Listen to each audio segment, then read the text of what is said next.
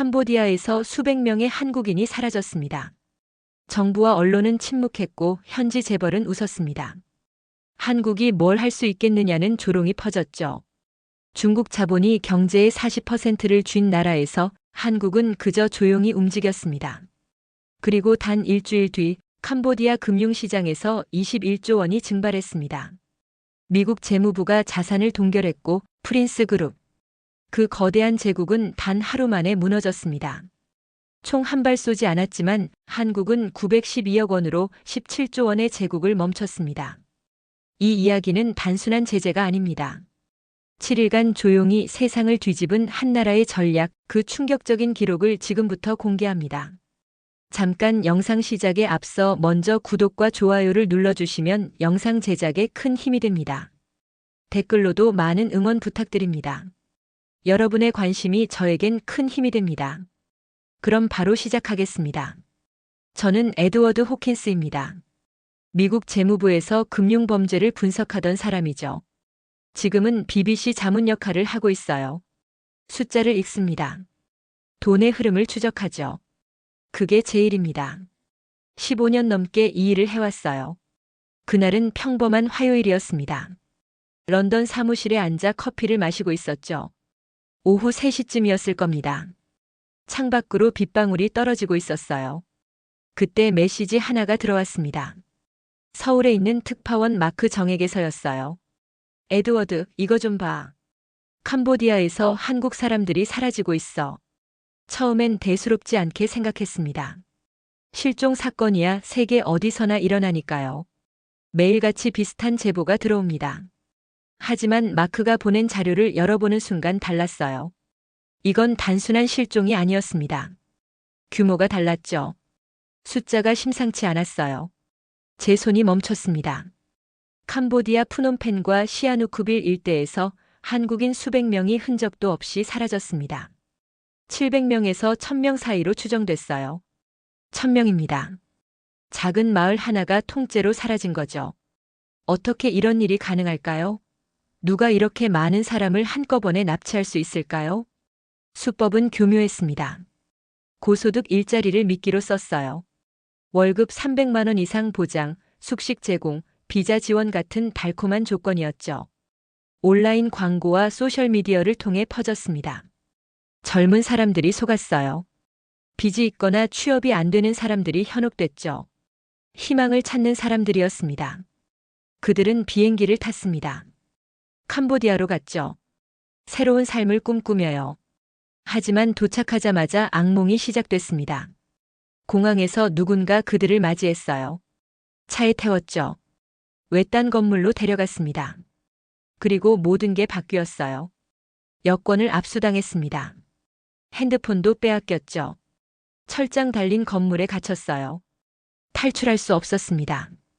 경비원들이 지키고 있었거든요. 폭력도 일상이었어요. 강제로 일을 시켰습니다. 하루 16시간씩요. 쉬는 날은 없었어요. 일의 내용은 범죄였습니다. 온라인 사기 조직이었어요. 보이스피싱, 도박 사이트 운영, 투자 사기 같은 것들이죠. 피해자들은 컴퓨터 앞에 앉아 사람들을 속여야 했습니다. 거부하면 맞았어요. 도망치려 하면 더 심하게 당했죠. 지옥이었습니다. 저는 자료를 더 파고들었어요. 피해자 가족들의 증언을 읽었습니다. 아들이 연락이 끊겼어요. 마지막으로 도와달라는 메시지를 보냈는데 그 뒤로 소식이 없어요. 딸이 전화로 울면서 살려달라고 했어요.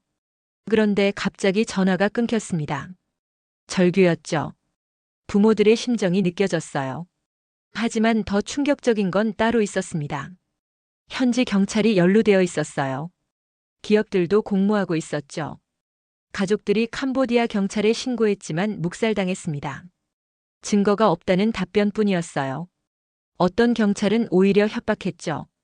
더 이상 소란 피우지 말라고요. 이건 단순한 범죄 조직의 소행이 아니었습니다. 시스템 전체가 움직이고 있었어요. 정부 관료들이 뇌물을 받았습니다. 경찰은 눈을 감았죠. 기업은 건물을 제공했어요. 완벽한 공생 관계였습니다. 국가가 범죄를 보호하고 있었어요. 저는 곧바로 몇몇 동료 기자들에게 이 정보를 공유했습니다. 런던 사무실 회의실에 모였죠. 자료를 보여줬어요. 하지만 반응은 냉소적이었습니다. 영국 기자 데이비드가 비웃듯 말했어요. 한국이 캄보디아한테 뭘 할 수 있겠어? 작은 나라잖아. 경제 규모도 비교가 안 되는데.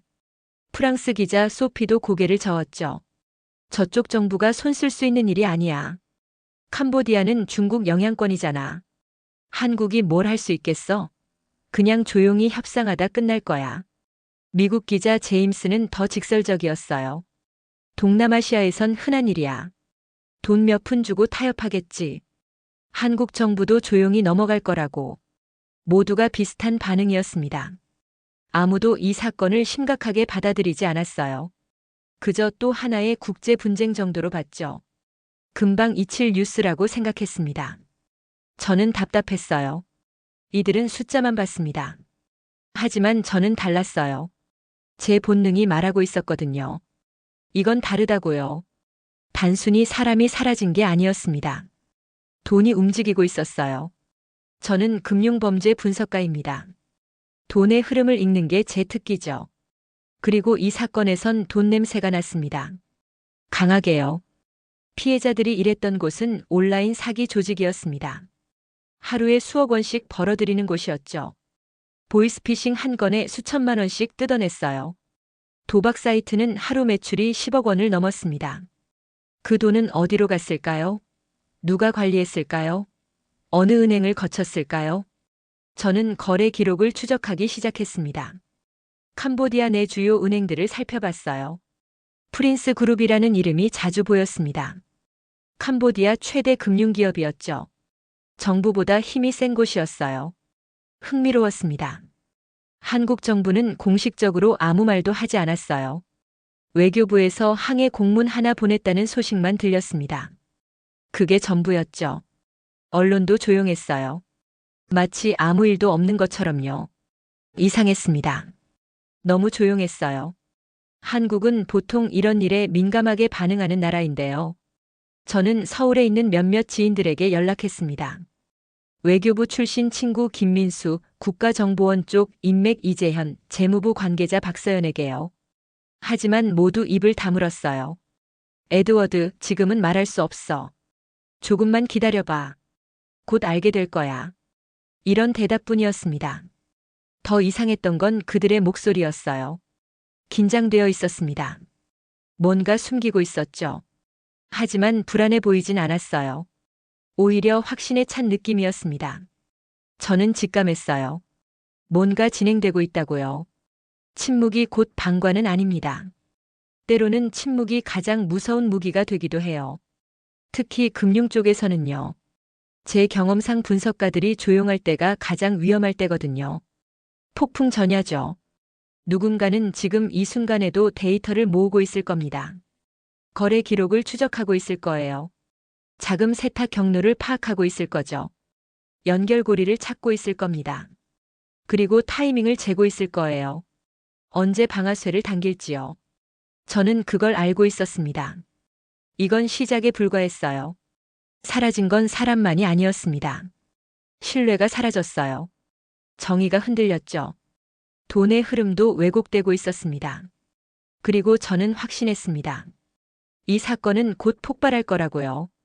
문제는 언제 그리고 어떻게 터질 것인가였습니다. 저는 그 순간을 기다렸어요.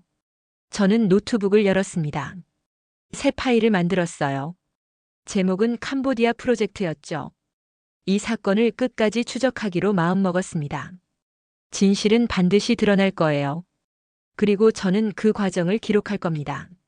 세상이 알아야 했으니까요. 캄보디아 프놈펜의 왕궁 연회장이었습니다. 저는 그곳 영상을 입수했어요. 누군가 몰래 촬영한 거였죠. 화면 속에는 화려한 샹들리에가 보였습니다. 붉은 카펫이 깔려 있었어요. 금빛 장식들이 반짝였죠. 그 중앙에 한 남자가 서 있었습니다.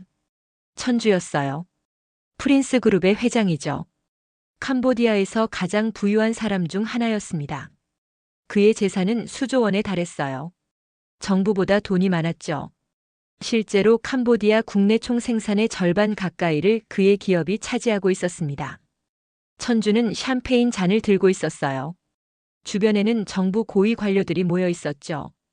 장관들, 경찰 간부들, 군 장성들이요. 모두 웃고 있었습니다. 건배를 외쳤어요. 즐거워 보였죠. 마치 축제 같았습니다. 천주가 입을 열었습니다.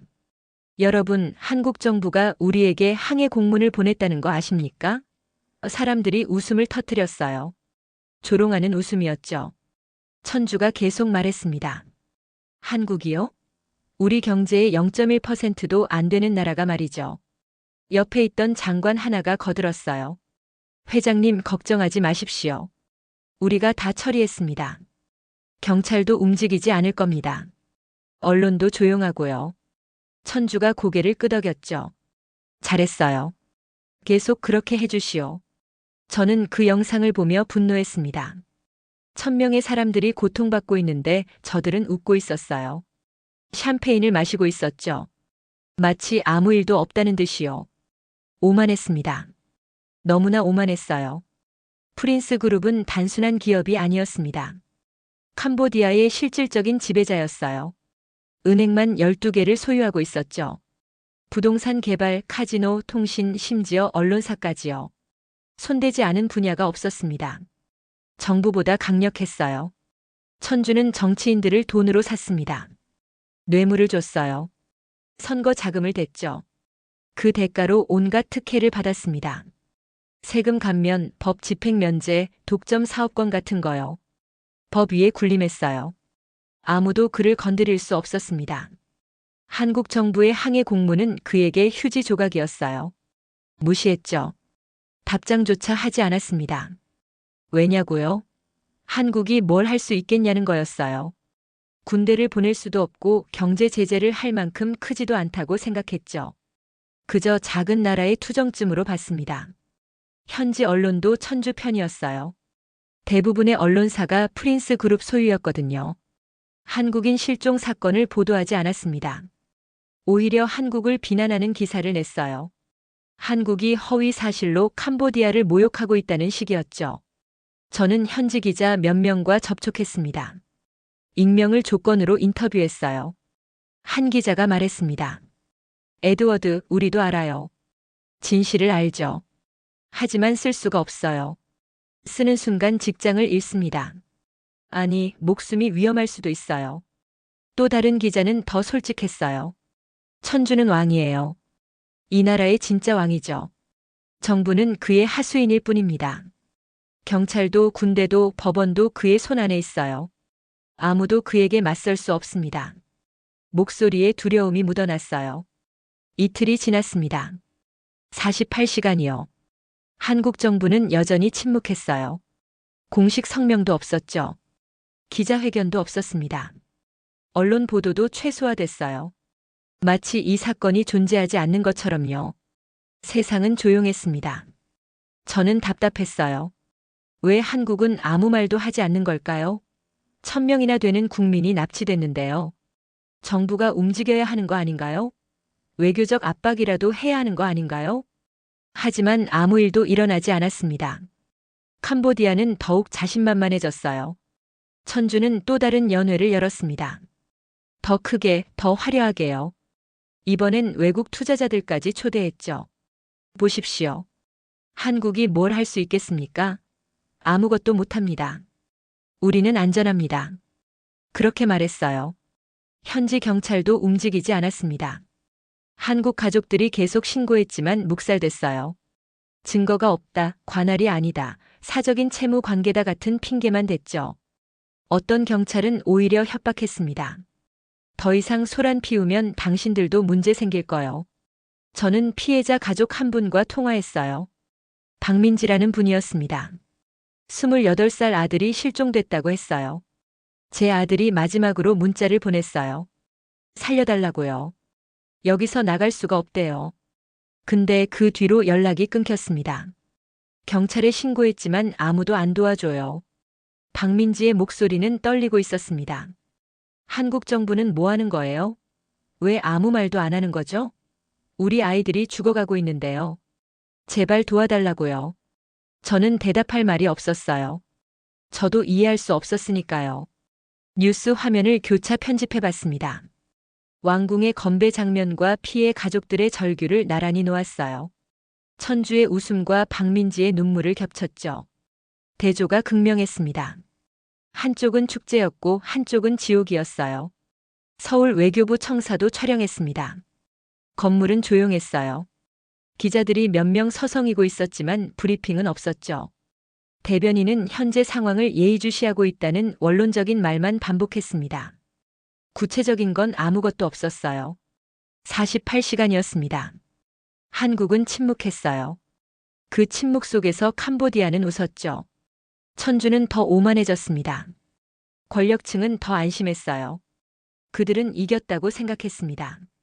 한국 따위는 상대도 안 된다고 믿었죠. 저는 모니터를 응시했습니다. 화면 속 천주의 얼굴이 보였어요. 샴페인을 든 그의 손이 보였죠. 웃음 짓는 입술이 보였습니다. 그리고 저는 생각했어요. 저 웃음이 얼마나 갈까? 건배 뒤에 뭐가 올까? 폭풍은 조용히 다가옵니다. 가장 고요한 순간에요. 저는 그걸 알고 있었어요. 15년간 금융시장을 봐왔으니까요. 붕괴는 항상 이렇게 시작됩니다. 오만한 웃음으로요. 그리고 그 웃음이 멈추는 순간 모든 게 무너지죠. 저는 노트에 적었습니다. 48시간 그들은 웃었다. 하지만 건배 뒤의 웃음은 폭풍의 서막이었다. 다음 날 제 예감이 맞았다는 걸 알게 됐어요. 침묵이 깨지기 시작했습니다. 저는 한국 정부의 움직임을 추적하고 있었습니다. 겉으로는 아무 일도 일어나지 않는 것 같았어요. 하지만 뭔가 있었죠. 저는 느낄 수 있었습니다. 15년간 이 일을 하면서 배운 직감이었어요. 서울의 지인들에게 다시 연락했습니다. 외교부의 김민수, 국정원의 이재현, 재무부의 박서연에게요. 이번엔 더 직접적으로 물었죠. 도대체 무슨 일이 벌어지고 있는 거야? 정부가 정말 아무것도 안 하는 거야? 김민수가 조심스럽게 대답했습니다. 에드워드, 지금은 정말 말할 수 없어. 하지만 한 가지만 알아도 침묵이 곧 무능은 아니야. 그게 전부였어요. 더 이상 말하지 않았죠. 전화를 끊었습니다. 이재현도 비슷했어요. 기다려봐. 곧 알게 될 거야. 지금은 타이밍이 중요해. 박서연은 더 신중했습니다. 우리가 뭘 하든 겉으로 드러나면 안 돼. 상대방이 알면 안 되거든. 모두 뭔가 숨기고 있었어요. 저는 다른 경로를 시도했습니다. 서울에 있는 전직 정보기관 요원 한 명을 알고 있었어요. 장혁이라는 사람이죠. 이미 은퇴했지만 여전히 내부 소식통이 있었습니다. 저는 그에게 전화했어요. 장혁 도와줘. 캄보디아 사건 말이야. 한국 정부가 정말 아무것도 안 하는 거야? 장혁이 잠시 침묵했습니다. 그러다 낮은 목소리로 말했어요. 에드워드, 자네 금융 전문가지. 그럼 이해할 거야. 전쟁에는 여러 방법이 있어. 무슨 뜻이야? 제가 물었습니다. 장혁이 대답했어요. 총을 쏘는 것만이 전쟁이 아니지. 때로는 돈줄을 끊는 게 더 효과적이야. 그리고 지금 누군가는 그 작업을 하고 있어. 아주 조용히 말이야. 저는 심장이 뛰는 걸 느꼈습니다. 금융 제재를 준비하고 있다는 거야? 장혁이 웃었어요. 내가 말한 적 없네. 자네가 추측한 거지. 하지만 만약 내가 자네라면 프린스 그룹의 자금 흐름을 주목할 거야. 전화를 끊었습니다. 저는 즉시 조사를 시작했어요. 프린스 그룹의 금융 거래를 추적했죠. 어렵지 않았습니다.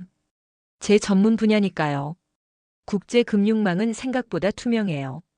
알고 보면요. 그런데 이상한 패턴이 보이기 시작했습니다. 프린스 그룹 산하 은행들의 거래 내역이요. 지난 3개월 동안 엄청난 양의 거래가 있었어요. 수조 원이 움직였죠. 대부분 역외 계좌로 흘러갔습니다. 조세 피난처로요. 케이맨 제도, 버진 아일랜드, 스위스, 싱가포르 같은 곳이었어요. 자금 세탁의 전형적인 경로였죠. 그런데 이 거래들이 이상하게 복잡했습니다. 단계가 너무 많았어요. 마치 누군가 추적을 피하려고 일부러 꼬아놓은 것 같았습니다. 저는 더 깊이 파고들었어요. 밤새 작업했죠. 커피를 6잔이나 마셨습니다. 그러다 발견했어요. 이 거래들이 결국 한 곳으로 연결되더라고요. 천주의 개인 계좌였습니다. 그는 회사 돈을 빼돌리고 있었어요. 금액이 어마어마했습니다. 21조 원이었어요. 캄보디아 국내 총 생산의 4분의 1에 해당하는 돈이죠. 이걸 47단계에 걸쳐 세탁했습니다. 회사에서 페이퍼 컴퍼니로, 페이퍼 컴퍼니에서 또 다른 페이퍼 컴퍼니로요. 끝없이 이어졌어요. 저는 깨달았습니다. 만약 누군가 이 거래 경로를 완전히 파악한다면요? 그리고 그걸 동결시킬 수 있다면요? 프린스 그룹은 순식간에 무너질 거예요. 천주도 끝나죠. 그게 바로 한국이 노리는 거였습니다. 장혁의 말이 떠올랐어요. 누군가는 그 작업을 하고 있어. 아주 조용히 말이야. 한국 정부는 침묵하고 있었지만 멈춰 있지 않았습니다. 오히려 움직이고 있었어요. 보이지 않게요. 저는 서울 어딘가에 비밀 분석팀이 있을 거라고 확신했습니다. 아마 국정원 내부일 거예요. 아니면 재무부 산하 특수팀이거나요. 그들은 지금 데이터를 모으고 있을 겁니다. 거래 기록, 계좌 정보, 자금 세탁 경로 전부요. 나중에 알았지만 제 추측이 맞았어요. 서울 모처의 컨트롤룸에서 팀이 가동되고 있었습니다. 금융정보분석원과 국정원, 외교부가 합동으로 움직였죠. 23만 건의 거래를 추적했어요. 47단계의 자금 세탁을 분석했습니다. 프린스 그룹 산하 은행 12곳의 연결망을 확보했죠. 방 안은 암전되어 있었다고 해요. 거대한 스크린만 켜져 있었죠. 화면에는 전 세계 자금 흐름이 빗줄기로 그려졌습니다. 캄보디아에서 케이맨 제도로, 케이맨 제도에서 스위스로, 스위스에서 싱가포르로요. 마치 거미줄 같았어요. 분석가들은 말이 없었습니다. 키보드 소리만 들렸죠. 클릭 소리, 타자 소리요. 그들은 증거를 쌓고 있었어요. 완벽한 증거를요. 법적으로 문제없는 증거요. 국제법상 정당한 증거 말이죠. 팀장이 말했습니다. 하나도 빠뜨리면 안 됩니다. 모든 거래를 추적하세요. 모든 계좌를 확인하세요. 단 하나의 허점도 남기면 안 돼요. 팀원들이 고개를 끄덕였어요. 그들은 알고 있었습니다. 이게 전쟁이라는 걸요. 외교부에서는 다른 작업을 했습니다. 국제공조를 준비했어요.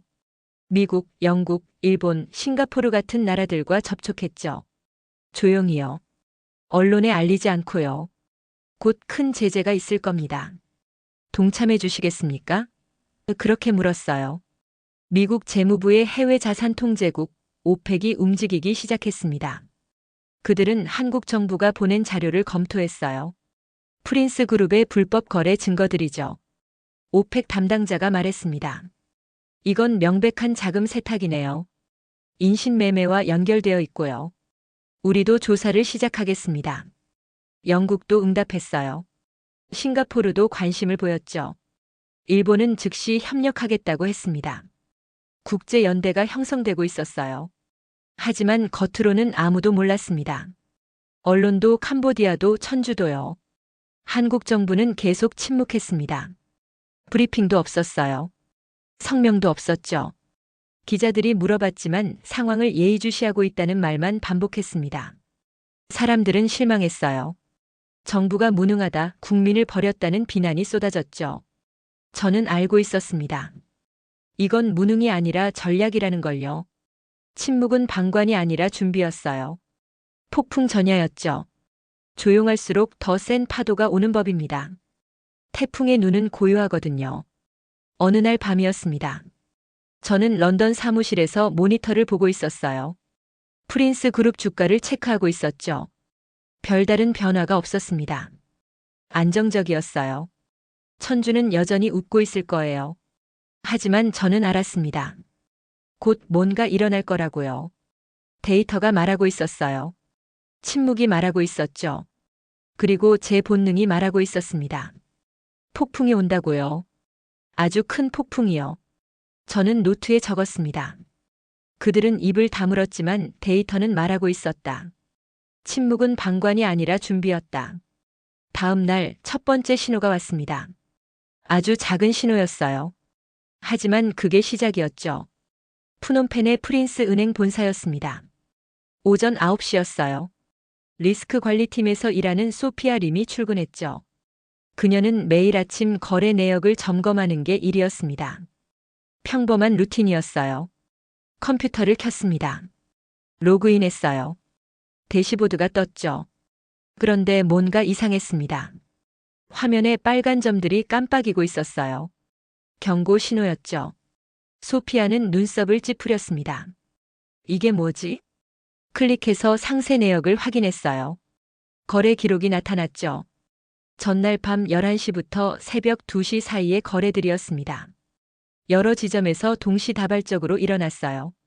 푸놈펜 본점, 시아누쿠빌 지점, 시엠립 지점, 바탐방 지점까지요. 금액은 작았습니다. 각각 500달러에서 1000달러 정도였어요. 크게 신경 쓸 만한 액수는 아니었죠. 하지만 패턴이 이상했습니다. 정확히 3분 간격으로 거래가 일어났거든요. 오전 11시, 11시 3분, 11시 6분 이런 식이었어요. 소피아는 데이터를 더 자세히 들여다봤습니다. 거래는 9개 지점에서 동시에 발생했어요. 모두 같은 시간대였죠. 3분 간격이었습니다. 마치 누군가 타이머를 맞춰놓은 것 같았어요. 우연치고는 너무 정확했습니다. 이상하네. 소피아가 중얼거렸어요. 그녀는 지난주 데이터도 확인했습니다. 같은 패턴이 있었어요. 일주일 전에도 2주일 전에도요. 계속 반복되고 있었죠. 하지만 아무도 신경 쓰지 않았던 겁니다. 금액이 작았으니까요. 소피아는 상사에게 보고했습니다. 리스크 팀장 레이먼드였어요. 그는 15년 경력의 베테랑이었죠. 국제금융시장을 오래 봐온 사람이었습니다. 소피아가 말했어요. 팀장님, 이것 좀 보세요. 이상한 패턴이 있어요. 레이먼드가 화면을 들여다봤습니다. 눈빛이 변했어요. 그는 즉시 알아차렸죠. 이건 테스트야. 소피아가 물었습니다. 테스트요? 레이먼드가 고개를 끄덕였어요. 누군가 우리 시스템을 테스트하고 있어. 얼마나 빨리 감지되는지, 어떻게 작동하는지 확인하는 거지. 그게 무슨 의미죠? 소피아가 불안한 표정으로 물었습니다. 레이먼드는 잠시 침묵했어요. 그러다 낮은 목소리로 말했죠. 공격 전 정찰이야. 전쟁터에서 적진을 살피는 거랑 같아. 누군가 우리를 공격할 준비를 하고 있다는 뜻이지. 소피아의 얼굴이 창백해졌습니다. 그럼 어떻게 해야 하죠? 레이먼드가 대답했어요. 일단 회장님께 보고해야 해. 그리고 모든 계좌를 점검해. 지금 당장. 그는 전화기를 들었습니다. 천주에게 연락하려는 거였어요. 하지만 천주는 받지 않았습니다. 비서가 대신 받았어요. 회장님은 지금 회의 중이십니다. 나중에 전화드리겠습니다. 레이먼드는 답답했죠. 긴급한 일이라고 전해주세요. 정말 중요합니다. 비서는 알았다고만 했어요. 레이먼드는 전화를 끊었습니다. 불안했어요. 그는 15년간 이 일을 해왔습니다. 직감이 있었죠. 이건 심상치 않은 신호였어요. 작은 파도처럼 보이지만 큰 쓰나미의 전조일 수 있었습니다. 저는 그날 오후에 이 정보를 입수했습니다. 프린스 은행 내부 제보자로부터였어요. 익명의 누군가가 저에게 이메일을 보냈죠. 에드워드, 프린스 은행에 이상한 일이 벌어지고 있어요. 3분 간격의 미세 거래가 감지됐습니다. 저는 즉시 분석에 들어갔습니다. 데이터를 받았어요. 거래 내역을 확인했죠. 레이먼드의 판단이 맞았습니다. 이건 명백한 테스트였어요. 누군가 프린스 은행의 시스템을 정밀하게 파악하고 있었죠. 3분 간격이라는 게 핵심이었습니다. 이건 자동화된 프로그램이에요. 사람이 일일이 하는 게 아니죠. 알고리즘이 작동하고 있었습니다. 그리고 그 알고리즘은 매우 정교했어요. 은행 시스템의 반응 속도, 보안 체계, 모니터링 주기를 모두 테스트하고 있었죠. 저는 미국 재무부의 오펙 담당자에게 즉시 연락했습니다. 제임스 톰슨이라는 사람이었어요. 제임스, 이것 좀 봐. 프린스 은행이 테스트당하고 있어. 누군가 공격 준비를 하고 있어. 데이터를 전송했습니다. 제임스가 확인했어요. 이거 한국 쪽 아니야? 저는 대답했죠. 아마도. 그들만이 이렇게 정밀한 분석을 할 수 있어. 국가 차원의 작업이야. 제임스가 숨을 들이켰습니다. 심각하네. 본격적으로 움직이려는 거야. 저는 확신했습니다.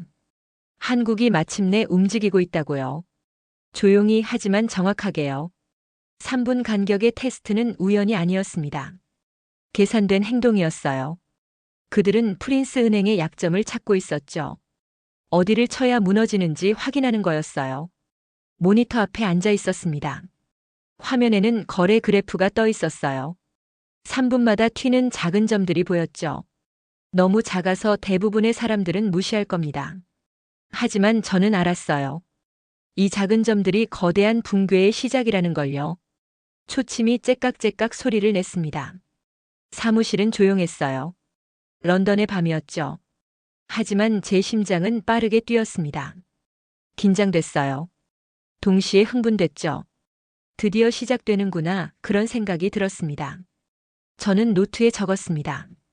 거대한 붕괴는 언제나 작은 패턴에서 시작된다. 3분 간격의 점이 제국의 붕괴를 예고했다. 그리고 다음 날 제 예상은 현실이 됐어요. 뉴욕 증권거래소 개장 전이었습니다. JP모건 본사에 긴급 공문 하나가 도착했어요. 발신자는 오펙이었죠. 미국 재무부 해외자산통제국이요. 내용은 간단했습니다. 프린스 그룹 관련 모든 계좌를 긴급 조사하라. 자금 세탁 및 인신매매 연루 혐의. 공문은 JP모건뿐만 아니었습니다. 시티은행, 뱅크 오브 아메리카, HSBC 모두에게 갔어요. 같은 시간에요. 전 세계 주요 은행들이 동시에 받았죠. 이건 협공이었습니다. 국제 금융망 전체가 움직이기 시작한 거예요. 블룸버그 단말기에 속보가 떴습니다. 미 재무부 캄보디아 프린스 그룹 긴급 조사 착수. 로이터도 보도했어요. BBC도 따라갔죠. 전 세계 언론이 일제히 움직였습니다. 저도 생방송 스튜디오로 급히 갔어요. 앵커가 물었습니다. 에드워드, 이게 무슨 의미죠? 저는 카메라를 보며 대답했어요. 이건 금융전쟁입니다. 총이나 미사일 대신 계좌 동결과 거래 중단을 무기로 쓰는 거죠. 프린스 그룹은 지금 심각한 위기에 처했습니다. 화면에는 프린스 은행 주가가 떨어지는 그래프가 나왔어요. 개장 30분 만에 15% 하락했습니다. 거래량이 폭증했죠. 사람들이 패닉에 빠진 거예요. 팔기 시작했습니다. 무너지기 시작했죠. 캄보디아 프놈펜의 프린스 은행 본점 앞에는 사람들이 줄을 섰습니다. 예금을 찾으려는 거였어요. 뱅크런이 시작된 거죠. 직원들은 당황했습니다. 준비가 안 돼 있었거든요. 보안 요원들이 급히 배치됐어요. 레이먼드는 사무실에서 모니터를 보고 있었습니다. 화면 속 숫자들이 빠르게 변했어요. 주가 하락, 거래량 증가, 인출 요청 폭증이요. 그는 한숨을 쉬었죠. 시작됐구나. 내가 예상한 대로야. 소피아가 물었습니다. 이제 어떻게 되는 거죠? 레이먼드가 대답했어요. 무너져. 3분 간격의 테스트는 진짜 공격의 리허설이었어. 그리고 지금 본격적인 공격이 시작된 거지. 저는 스튜디오에서 내레이션을 이어갔습니다. 한 나라의 통화가 단 한 줄의 명령문으로 흔들리고 있습니다. 이것이 바로 현대전의 모습입니다. 총알 없는 전쟁이죠. 카메라가 꺼졌어요. 저는 깊게 숨을 들이켰습니다. 밖으로 나왔습니다. 런던의 밤하늘이 보였어요. 별이 빛나고 있었죠. 하지만 저 멀리 캄보디아에서는 폭풍이 몰아치고 있었습니다. 3분 간격의 작은 점들이 거대한 쓰나미가 된 거예요. 뉴욕 월스트리트였습니다. 아침 8시였어요. JP모건 본사 회의실에 임원들이 모였죠. 긴급 회의였습니다. 모두 긴장한 표정이었어요. 테이블 위에는 오펙의 공문이 놓여 있었죠. 법무팀장이 문서를 읽고 있었습니다. 프린스 그룹 관련 모든 계좌를 즉시 동결하라. 자금 세탁 및 인신매매 연루 혐의로 전수조사에 들어간다. 그가 고개를 들었어요. 이거 장난 아닙니다. 오펙이 직접 나섰어요. 재무담당 부사장이 물었습니다. 프린스 그룹이 우리 은행에 얼마나 있지? 담당자가 대답했어요. 약 30억 달러입니다. 여러 계좌에 분산되어 있고요. 회의실이 조용해졌죠. 30억 달러는 작은 돈이 아니었습니다. 동결하면 어떻게 되죠? 누군가 물었어요. 법무팀장이 대답했습니다. 프린스 그룹은 즉시 유동성 위기에 빠집니다. 거래를 못하게 되니까요. 그리고 다른 은행들도 같은 조치를 취하면 완전히 마비되죠. 다른 은행들도 같은 공문을 받았나요? 부사장이 물었습니다. 담당자가 고개를 끄덕였어요. 시티, 뱅크 오브 아메리카, HSBC 전부요. 전 세계 주요 은행들이 동시에 받았습니다. 이건 협공이었어요. 조율된 공격이었죠. 사장이 결정을 내렸습니다. 즉시 동결하세요. 오펙 지시를 따릅니다. 그리고 관련 부서는 비상체제로 들어가요. 모두 고개를 끄덕였어요. 회의는 끝났죠. 10분도 안 걸렸습니다. 그로부터 30분 뒤였습니다. 블룸버그 단말기가 울렸어요. 빨간 경고등이 깜빡였죠. 속보였습니다. 미국 주요 은행들 프린스 그룹 계좌 동결. 오펙 지시에 따라 긴급 조치. 금융시장이 술렁이기 시작했어요. 로이터가 따라갔습니다. 프린스 그룹 자금 세탁 혐의 국제조사 착수. BBC도 보도했어요. 캄보디아 최대 금융그룹 인신매매 연루 의혹으로 제재. 뉴스가 쏟아졌죠. 전 세계 언론이 일제히 움직였습니다. 저는 런던 사무실에서 이 모든 걸 지켜보고 있었어요. 모니터 6개를 켜놓고 있었죠. 블룸버그, 로이터, BBC, CNN, 파이낸셜 타임스 전부요. 화면마다 같은 뉴스가 흘러나왔습니다. 프린스 그룹이었어요. 전화가 울렸습니다. BBC 프로듀서였어요. 에드워드, 지금 당장 스튜디오로 와줄 수 있어요? 생방송 해야 해요. 저는 대답했죠. 지금 갑니다. 재킷을 입었어요. 택시를 잡았죠. 10분 만에 스튜디오에 도착했습니다. 분장실을 거쳐 바로 세트장으로 갔어요. 앵커가 저를 보며 고개를 끄덕였죠. 준비됐어요? 저는 고개를 끄덕였습니다. 됐어요. 카메라에 빨간 불이 들어왔어요. 생방송이 시작됐죠. 앵커가 물었습니다.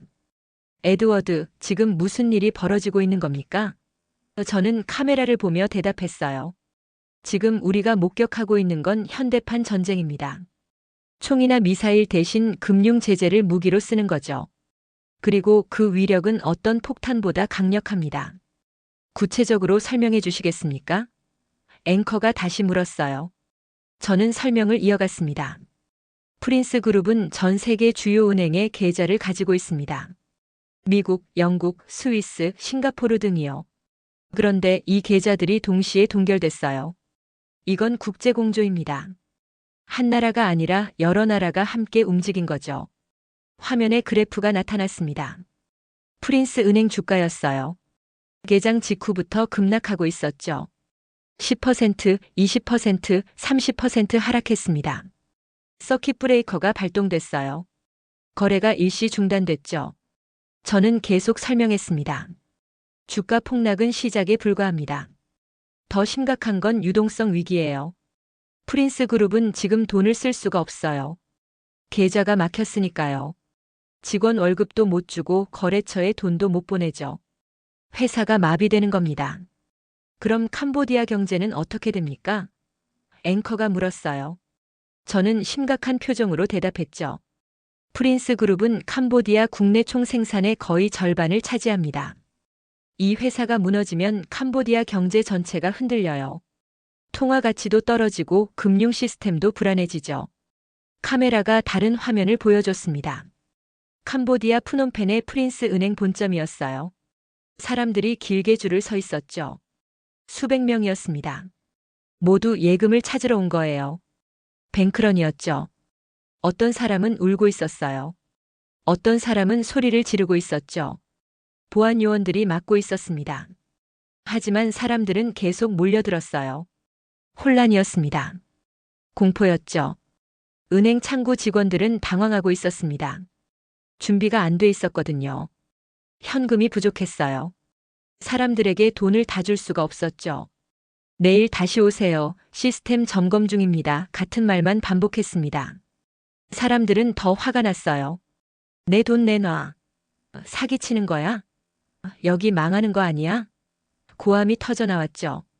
밀치고 당기는 사람들도 있었어요. 경찰이 출동했습니다. 진압봉을 들고 왔죠. 시아누쿠빌 지점도 마찬가지였습니다. 시엠립 지점도요. 바탄방 지점도요. 프린스 은행 전 지점에서 같은 일이 벌어졌어요. 사람들이 패닉에 빠진 거죠. 뱅크런이 전국으로 번졌습니다. 환율도 요동쳤습니다. 캄보디아 리엘화 가치가 떨어지기 시작했어요. 달러 대비 10% 하락했죠. 투자자들이 돈을 빼내기 시작한 겁니다. 캄보디아를 떠나려는 거였어요. 푸놈펜 증권 거래소도 혼란스러웠습니다. 프린스 그룹 계열사 주식들이 일제히 폭락했어요. 서킷 브레이커가 하루에 5번이나 발동됐죠. 이런 일은 처음이었습니다. 역사적인 폭락이었어요. 저는 스튜디오에서 계속 해설했습니다. 지금 캄보디아에서 벌어지는 일은 금융 패닉입니다. 신뢰가 무너진 거예요. 사람들은 프린스 그룹을 믿지 않게 됐죠. 그리고 신뢰가 무너지면 금융 시스템 전체가 무너집니다. 한국이 이걸 의도한 건가요? 앵커가 물었어요. 저는 고개를 끄덕였습니다. 명백합니다. 이건 계획된 공격이에요. 오펙이 움직인 건 한국 정부가 제공한 증거 때문이죠. 21조 원 규모의 자금 세탁, 47단계에 걸친 불법 거래, 인신매매 연루 증거까지요. 한국은 완벽하게 준비했어요. 화면이 바뀌었습니다. 서울 외교부 청사였어요. 기자들이 몰려 있었죠. 브리핑이 곧 있을 거라는 소문이 돌았습니다. 며칠간 침묵하던 한국 정부가 드디어 입을 여는 거였어요. 캄보디아 왕궁도 보였습니다. 긴급 회의가 열렸다고 했어요. 훈센 총리와 강요들이 모였죠. 천주도 불려갔습니다. 모두 긴장한 표정이었어요. 웃음은 사라졌죠. 이틀 전의 건배는 까마득한 옛날 같았습니다. 저는 마지막 멘트를 했습니다. 한 나라의 통화가 단 한 줄의 명령문으로 흔들리고 있습니다. 이것이 바로 21세기 전쟁의 모습입니다. 총알 없는 전쟁이죠.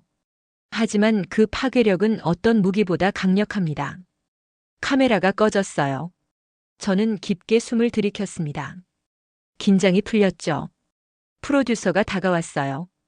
훌륭했어요, 에드워드. 시청률이 평소의 3배래요. 다들 이 사건에 주목하고 있어요.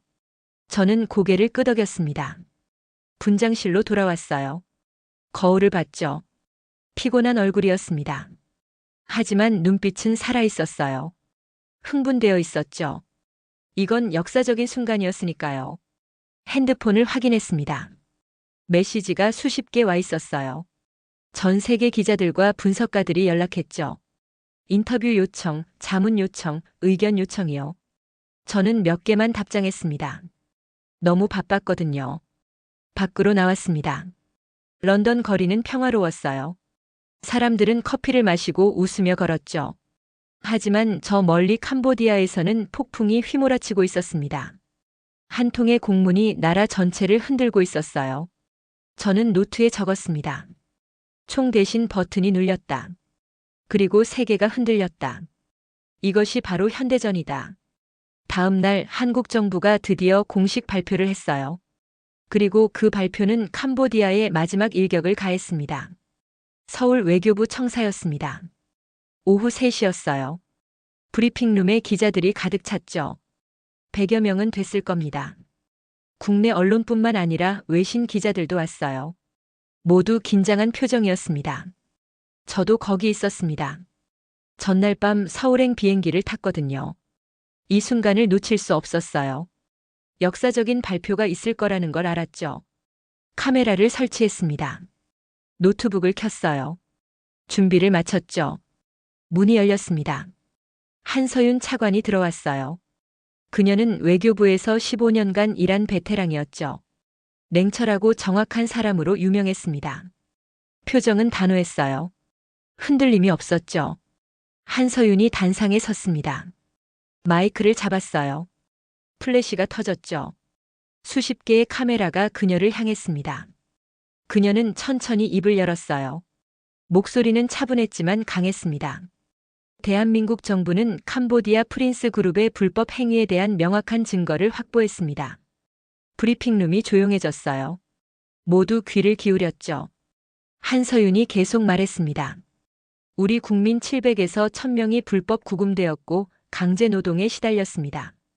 이는 명백한 인신매매이자 국제법 위반입니다. 화면이 켜졌습니다. 뒤쪽 스크린에 자료가 나타났어요. 거래 내역, 계좌 정보, 자금 흐름도가 보였죠. 한서윤이 레이저 포인터로 가리켰습니다. 프린스 그룹은 지난 3년간 21조 원 규모의 불법 자금을 세탁했습니다. 47단계에 걸친 복잡한 경로를 통해서요. 기자들이 숨을 죽였습니다. 21조 원이라는 숫자가 주는 무게감이었어요. 캄보디아 국내 총 생산의 4분의 1에 해당하는 돈이었죠. 엄청난 규모였습니다. 한서윤이 다음 슬라이드로 넘어갔어요. 이 자금은 케이맨 제도, 버진아일랜드, 스위스, 싱가포르를 거쳐 천주 회장의 개인 계좌로 흘러갔습니다. 우리는 모든 경로를 추적했고 증거를 확보했습니다. 국제법상 문제없는 증거입니다. 손을 든 기자가 있었어요. 한서윤이 지목했죠. 질문하시죠. 기자가 물었습니다. 협상은 시도하지 않으셨습니까? 외교적 해결은요? 한서윤의 표정이 굳어졌어요. 협상은 끝났습니다. 한서윤이 단호하게 말했어요. 우리는 이틀간 기다렸습니다. 캄보디아 정부에 항해 공문을 보냈죠. 하지만 답은 조롱이었습니다. 천주 회장은 샴페인을 들며 우리를 비웃었어요. 그 순간 협상의 시간은 끝났습니다. 브리핑룸이 술렁였습니다. 한서윤의 목소리가 더 강해졌어요. 내일 밤 11시 한국 시간 기준으로 금융 제재가 전면 발효됩니다. 미국, 영국, 일본, 싱가포르가 동참했습니다. 프린스 그룹의 모든 해외 자산이 동결되고 국제 거래가 차단됩니다. 손을 들었습니다. 저였어요. 한서윤이 저를 봤죠. BBC 에드워드 호킨스입니다. 이건 선전포고 아닙니까? 한서윤이 저를 똑바로 쳐다봤어요. 눈빛이 날카로웠죠. 선전포고가 아닙니다. 통보입니다. 한서윤이 분명하게 말했어요. 우리는 협상하러 온 게 아닙니다. 우리는 통보하러 왔죠. 1000명의 우리 국민을 납치한 대가를 치르게 할 겁니다. 이건 협상이 아닙니다. 정의의 집행입니다. 플래시가 미친 듯이 터졌습니다. 기자들이 일제히 질문을 쏟아냈어요. 하지만 한서윤은 더 이상 질문을 받지 않았습니다. 발표문은 배포하겠습니다. 내일 밤 11시 제재가 발효됩니다. 이상입니다. 그녀는 단상을 내려왔어요. 저는 즉시 노트북을 열었습니다. 기사를 쓰기 시작했어요. 손이 빠르게 움직였죠. 한국 정부 캄보디아의 금융 제재 통보. 협상 아닌 정의 집행 선언. 제목을 뽑았습니다. 본문을 썼어요. 10분 만에 완성했죠. 전송 버튼을 눌렀습니다. BBC 본사로 갔어요. 편집자에게서 즉시 회신이 왔죠. 에드워드, 이거 대단한데. 일면 톱으로 갈게. 저는 미소 지었습니다. 이건 특종이었어요. 브리핑룸 밖으로 나왔습니다. 기자들이 우르르 몰려 나왔어요. 모두 전화기를 붙잡고 있었죠.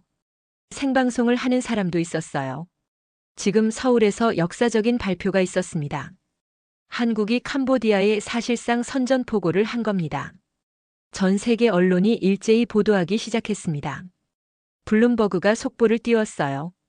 한국, 캄보디아 최대 금융그룹의 전면 제재 통보. 로이터도 따라갔죠. 한국 정부, 이건 협상 아닌 통보라고 선언. CNN, BBC, 알자지라 모두 같은 뉴스를 냈습니다.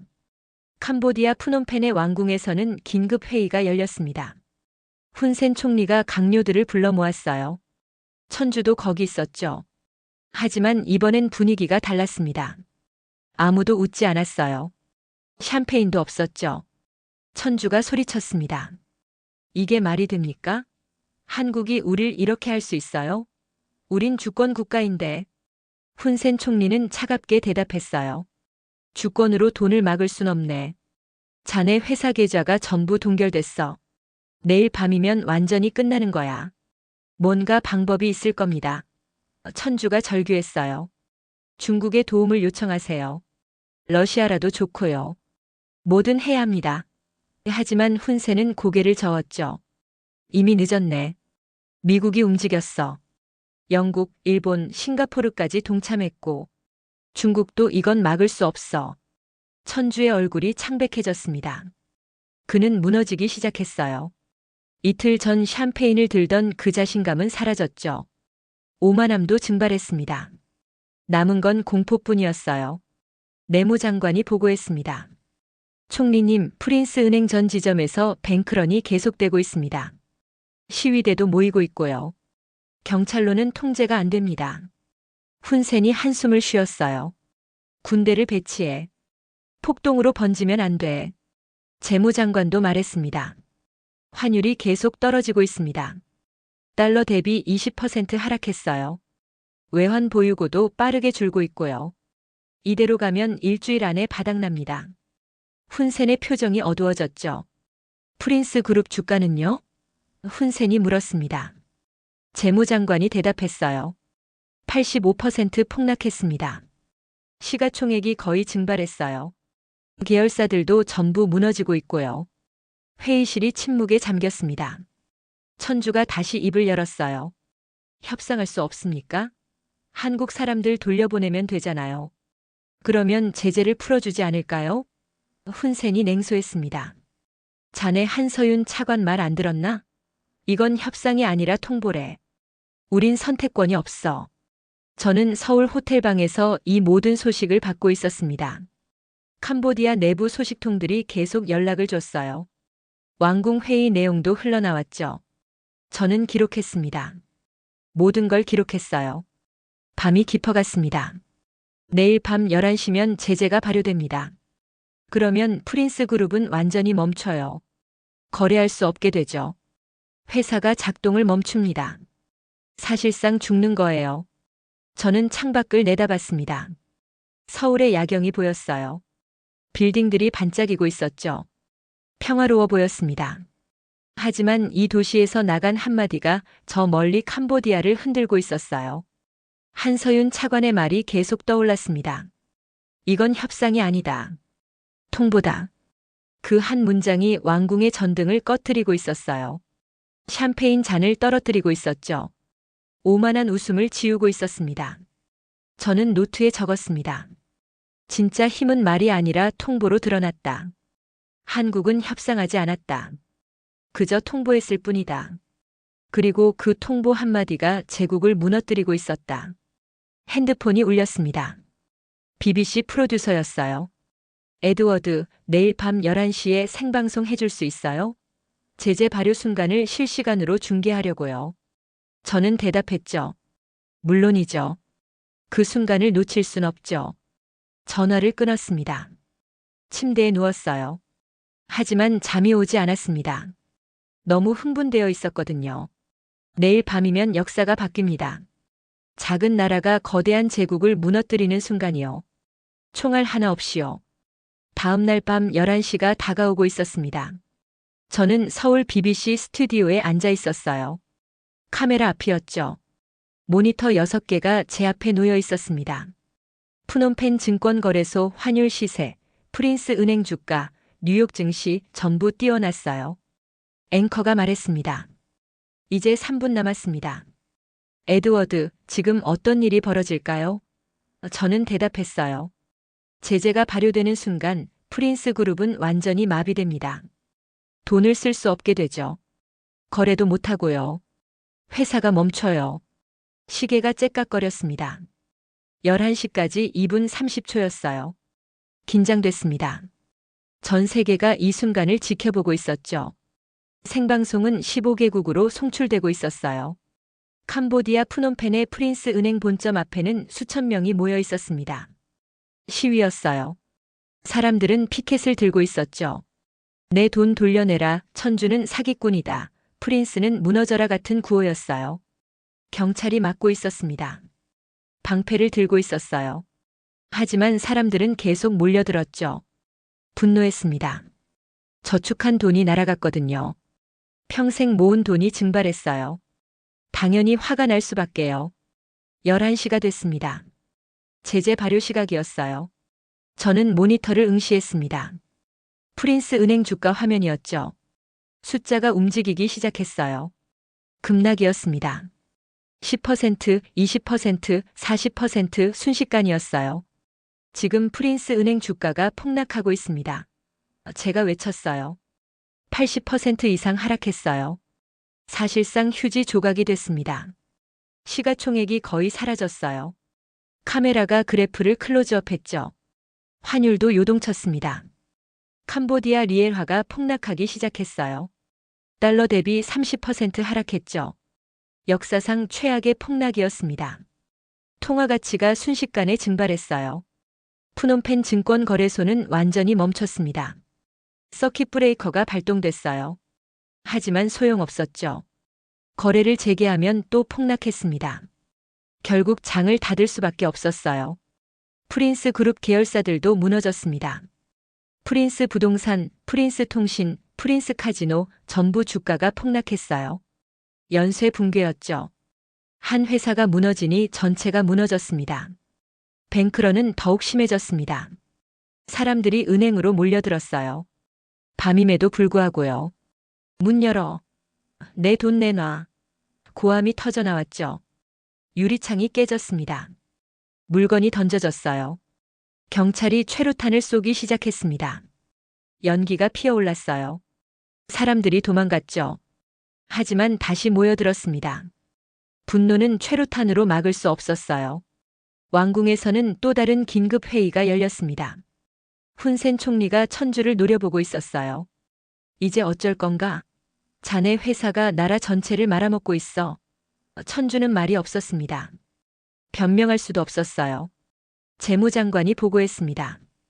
외환 보유고가 바닥났습니다. 내일이면 국가 부도 위기예요. 국제통화기금에 구제금융을 신청해야 합니다. 훈센이 책상을 쳤어요. 이게 다 누구 때문이야? 그때 문이 열렸습니다. 내무장관이 급히 들어왔어요. 총리님, 큰일 났습니다. 레이먼드가 언론에 문서를 유출했어요. 훈센의 얼굴이 굳어졌죠. 무슨 문서? 뇌물장부입니다. 내무장관이 떨리는 목소리로 말했어요. 지난 10년간 천주가 정부 관료들에게 준 뇌물 내역이요. 총리님 이름도 있고 장관들 이름도 전부 있어요. 뉴욕타임스가 이미 보도를 시작했습니다. 회의실이 얼어붙었습니다. 천주가 레이먼드를 쳐다봤어요. 자네가 배신했어? 레이먼드는 냉정하게 대답했죠. 배신이 아닙니다. 정의예요. 전 더 이상 범죄자 편에 서고 싶지 않아요. 저는 스튜디오에서 뉴욕타임스 기사를 확인했습니다. 헤드라인이 보였어요. 캄보디아 금융 제국의 몰락, 한국의 침묵 공격. 부제도 있었죠. 10년간의 뇌물, 정부 전체가 공모했다. 기사는 상세했습니다. 천주가 훈센에게 준 뇌물이 10억 달러가 넘었어요. 장관들도 각각 수천만 달러씩 받았죠. 경찰 간부들도 판사들도 모두 돈을 받았습니다. 국가 전체가 부패했던 거예요. 저는 카메라를 보며 말했습니다. 지금 캄보디아에서 무너지는 건 한 기업이 아닙니다. 시스템 전체가 붕괴하고 있어요. 부패한 정부, 범죄 기업, 공모한 권력층 모두가 함께 무너지고 있습니다. 영국도 제재에 동참했습니다. 천주의 런던 부동산을 압류했어요. 싱가포르도 움직였죠. 천주명의 계좌를 전부 동결했습니다. 일본도 마찬가지였어요. 국제연대가 완성됐죠. 푸놈펜 거리는 혼란에 빠졌습니다. 상점들이 문을 닫았어요. 사람들은 달러를 사재기하기 시작했죠. 리엘화를 믿을 수 없었거든요. 환전소 앞에 긴 줄이 섰습니다. 은행들도 문을 닫기 시작했어요. 프린스 계열 은행만이 아니었습니다. 다른 은행들도요. 뱅크런 공포가 전염됐거든요. 사람들은 모든 은행을 의심했습니다. 기업들이 연쇄 도산했습니다. 프린스 그룹과 거래하던 회사들이었어요. 돈을 못 받았거든요. 계좌가 동결됐으니까요. 자금이 끊겼죠. 월급도 못 줬습니다. 직원들을 해고했어요. 실업자가 쏟아져 나왔습니다. 하루아침에 수만 명이 일자리를 잃었어요.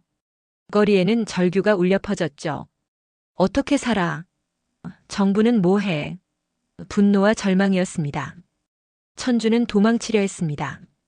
비행기를 타려고 공항으로 갔어요. 하지만 경찰이 막아섰죠. 천주 회장님 체포영장이 발부됐습니다. 자금 세탁, 뇌물 공여, 인신매매 교사 혐의입니다. 수갑이 채워졌어요. 천주가 소리쳤습니다. 이럴 순 없어. 난 이 나라를 먹여 살렸다고. 내가 없으면 캄보디아는 끝이야. 하지만 아무도 귀 기울이지 않았어요. 그는 경찰차에 실렸습니다. 플래시가 터졌죠. 이틀 전 샴페인을 들던 그 사람은 없었습니다. 오만하게 웃던 얼굴도 사라졌어요. 남은 건 초라한 범죄자뿐이었죠. 제국은 무너졌습니다. 거짓의 신용이 붕괴한 거예요. 저는 스튜디오에서 마지막 멘트를 했습니다. 무너진 것은 은행이 아닙니다. 거짓의 신용이었어요. 부패한 권력이었죠. 범죄로 쌓은 제국이었습니다. 그리고 그 제국은 총알 한 발 없이 무너졌어요. 카메라가 푸놈펜 거리를 비췄습니다. 슬로 모션이었어요. 흩날리는 현금 다발이 보였죠. 쓰러지는 금고가 보였습니다. 무너지는 빌딩 간판이 보였어요. 프린스 그룹 로고가 떨어지고 있었습니다. 사람들이 거리를 메웠습니다. 어떤 이는 울고 있었어요. 어떤 이는 환호했죠. 복잡한 감정들이었습니다. 붕괴는 슬픔과 해방을 동시에 가져왔어요. 저는 노트에 적었습니다. 한 나라는 침묵했고 다른 나라는 무너졌다. 이것이 21세기 전쟁의 모습이다. 총알 없는 전쟁, 하지만 그 파괴력은 어떤 폭탄보다 강력했다. 방송이 끝났습니다. 카메라가 꺼졌어요. 저는 깊게 숨을 들이켰죠. 피곤했습니다. 하지만 만족스러웠어요. 역사적인 순간을 기록했으니까요. 프로듀서가 다가왔습니다. 에드워드, 수고했어요. 전 세계가 지금 당신 방송을 봤어요. 대단한 순간이었죠. 저는 고개를 끄덕였습니다. 네, 정말 대단한 순간이었어요. 밖으로 나왔습니다. 서울의 밤이었어요. 고요했죠. 평화로웠습니다. 하지만 저 멀리 캄보디아에서는 폭풍이 지나간 뒤였어요. 모든 게 무너진 뒤였죠. 내일이면 구출 작전이 시작됩니다. 한국 정부는 이미 준비를 마쳤어요. 전세기를 보낼 거래요. 700명의 국민을 데려올 겁니다. 마침내 집으로요. 3개월이 지났습니다. 저는 인천국제공항에 서 있었어요. 도착 게이트 앞이었죠. 카메라를 들고 있었습니다. 오늘은 특별한 날이었거든요. 구출된 사람들이 돌아오는 날이었어요. 공항은 사람들로 가득했습니다. 가족들이 와 있었어요. 피켓을 들고 있었죠. 아들아, 잘 왔어. 딸아, 보고 싶었어. 무사해서 다행이야 같은 문구들이었습니다. 눈물을 흘리는 사람들도 많았어요. 오후 3시였습니다. 전세기가 착륙했어요. 대한항공 특별기였죠. 600명이 넘는 사람들을 태우고 왔습니다. 캄보디아에서 구출된 국민들이었어요. 1000명 중 600명이 무사히 돌아온 거죠. 탑승구 문이 열렸습니다. 사람들이 하나둘씩 나오기 시작했어요. 피곤한 얼굴들이었습니다. 하지만 살아있었죠. 무사했어요. 그것만으로도 감사할 일이었습니다. 가족들이 달려갔습니다. 포옹했어요. 울음이 터져 나왔죠. 아들아, 엄마, 절규와 환희가 뒤섞였습니다.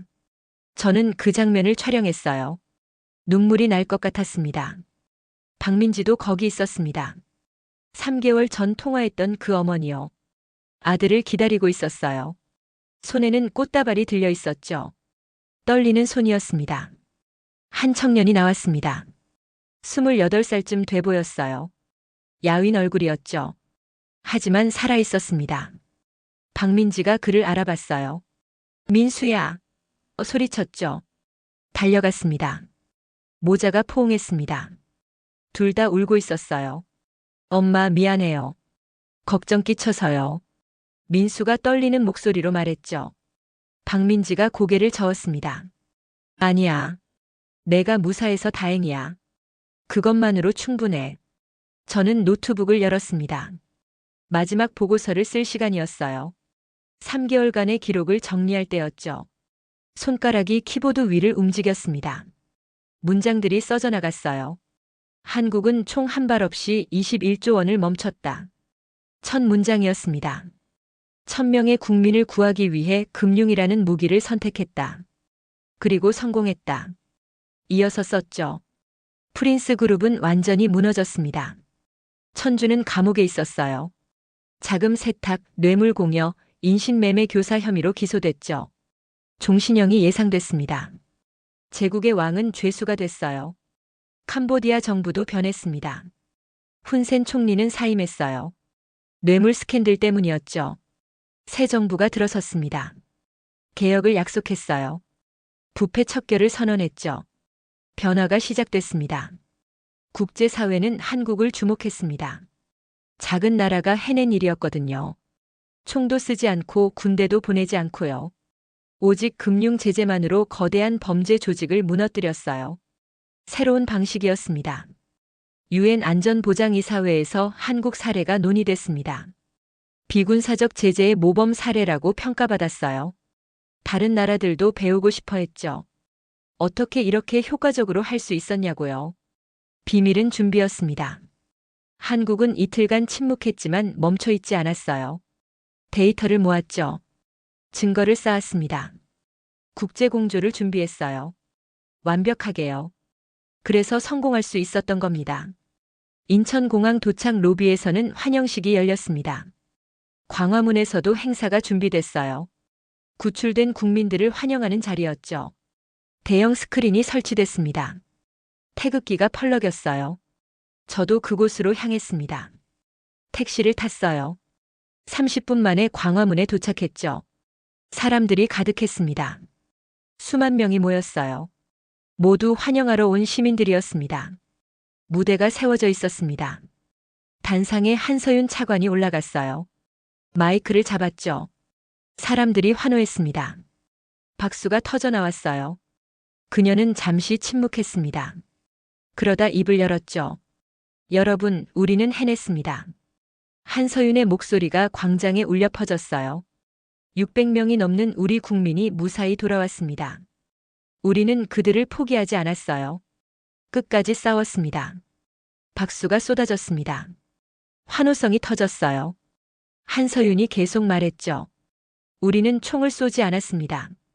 폭탄을 떨어뜨리지도 않았어요. 하지만 우리에겐 더 강력한 무기가 있었습니다. 정의였죠. 범죄는 반드시 대가를 치릅니다. 한서윤의 목소리가 더 강해졌어요. 아무리 큰 제국이라도 아무리 많은 돈을 가졌어도 정의 앞에서는 무너집니다. 우리가 그걸 증명했어요. 광장이 조용해졌습니다. 모두 그녀의 말에 집중했어요. 한서윤이 마지막 말을 했습니다. 우리는 싸우지 않았습니다. 단지 멈췄을 뿐이죠. 범죄의 돈줄을 멈췄어요. 그리고 제국이 무너졌습니다. 이것이 우리의 방식입니다. 박수가 우레처럼 터져 나왔습니다. 사람들이 일어섰어요. 환호했죠. 태극기를 흔들었습니다. 저는 그 장면을 촬영했어요. 가슴이 뜨거워졌습니다. 오케스트라가 연주를 시작했습니다. 애국가였어요. 사람들이 따라 불렀죠. 동해물과 백두산이 마르고 닳도록 수만 명의 목소리가 하나가 됐습니다. 장관이었어요. 저는 무대 옆에 서서 노트북을 열었습니다. 마지막 문단을 쓸 시간이었어요. 그리고 세상은 침묵의 힘을 배웠다. 타이핑했습니다. 작은 나라라도 올바른 무기를 쥐면 세계를 멈출 수 있다는 걸요. 구출된 사람들도 무대에 올랐습니다. 600명이 전부는 아니었지만 대표로 몇 명이 나왔어요. 민수도 거기 있었죠. 박민지가 아들을 바라보며 울고 있었습니다. 기쁨의 눈물이었어요. 한 생존자가 마이크를 잡았습니다. 이름은 김지훈이었어요. 32살이었죠. 저는 지옥에 있었습니다. 그가 떨리는 목소리로 말했어요. 매일 맞았고 강제로 일했죠. 도망칠 수도 없었어요. 하지만 포기하지 않았습니다. 김지훈이 계속 말했죠. 우리 정부가 우릴 잊지 않을 거라 믿었어요. 그리고 그 믿음이 맞았습니다.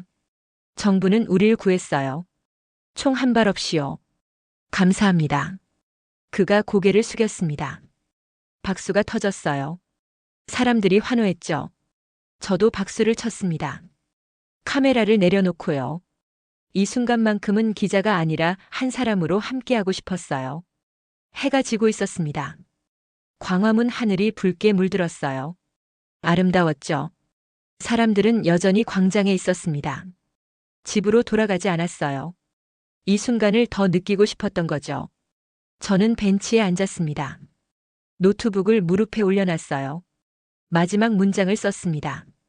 정의는 조용히 그러나 정확히 떨어졌다. 그리고 세상은 배웠다. 힘은 총구에서만 나오는 게 아니라는 걸. 파일을 저장했습니다. 제목은 총알 없이 제국을 멈춘 나라였어요. 부제는 에드워드 호킨스의 보고서였죠. 3개월간의 기록이었습니다. 역사의 증인으로서 남긴 기록이요. BBC 본사로 전송했습니다. 편집자에게서 즉시 회신이 왔어요. 에드워드, 이거 대단해. 특집으로 나갈 거야. 전 세계가 이 이야기를 알아야 해. 저는 미소 지었습니다. 광장을 다시 바라봤습니다. 사람들이 포옹하고 있었어요. 가족들이 함께 있었죠. 웃고 울고 환호하고 있었습니다. 생명이 돌아왔어요. 희망이 돌아왔죠. 정의가 승리한 겁니다. 저는 일어났습니다. 카메라를 챙겼어요. 노트북을 닫았죠. 이제 호텔로 돌아갈 시간이었습니다. 피곤했거든요. 3개월간 쉬지 않고 달렸으니까요. 택시를 탔습니다. 창밖으로 서울의 야경이 보였어요. 빌딩들이 반짝이고 있었죠. 이 도시에서 시작된 침묵이 저 멀리 캄보디아를 바꿨습니다. 1000명의 생명을 구했어요. 제국을 무너뜨렸죠. 호텔 방에 도착했습니다. 침대에 누웠어요. 천장을 바라봤죠. 많은 생각이 들었습니다. 이 3개월이 제 인생에서 가장 의미 있는 시간이었어요. 저는 금융범죄 분석가입니다. 숫자를 읽고 돈의 흐름을 추적하는 사람이죠. 하지만 이번에는 달랐어요. 숫자 너머의 사람들을 봤습니다. 생명을 봤어요. 정의를 봤죠. 작은 나라가 해낸 일이었습니다. 한국은 군사 강국이 아니에요. 경제 규모도 그리 크지 않죠. 하지만 올바른 무기를 선택했어요. 금융 제재라는 무기를요. 그리고 정확하게 사용했습니다. 세상은 이제 알게 됐습니다. 전쟁이 총과 폭탄만으로 이루어지는 게 아니라는 걸요. 때로는 침묵이 더 강력하다는 걸요. 계좌 동결이 미사일보다 효과적이라는 걸요. 눈을 감았습니다. 잠이 왔어요. 편안한 잠이었습니다. 꿈을 꿨죠. 광화문 광장이 보였어요. 사람들이 환호하고 있었습니다. 태극기가 펄럭였죠. 그리고 한서윤의 목소리가 들렸어요. 우리는 싸우지 않았다. 단지 멈췄을 뿐이다. 그 말이 제 머릿속에 맴돌았습니다. 맞아요. 한국은 싸우지 않았어요. 단지 멈췄을 뿐이죠. 범죄의 돈줄을 멈췄습니다. 그리고 제국이 무너졌어요. 정의는 조용히 그러나 정확히 떨어졌습니다. 이것이 제가 목격한 이야기입니다. 총알 없이 제국을 멈춘 나라의 이야기요. 침묵으로 정의를 실현한 나라의 이야기죠. 그리고 이 이야기는 영원히 기억될 겁니다. 작은 나라라도 올바른 무기를 쥐면 세계를 멈출 수 있다는 것을요. 오늘의 사연은 여기까지입니다. 지금까지 감동사다리였습니다. 오늘도 우리 구독자님들의 가정에 따뜻한 행복이 가득하시길 진심으로 바라겠습니다. 감사합니다.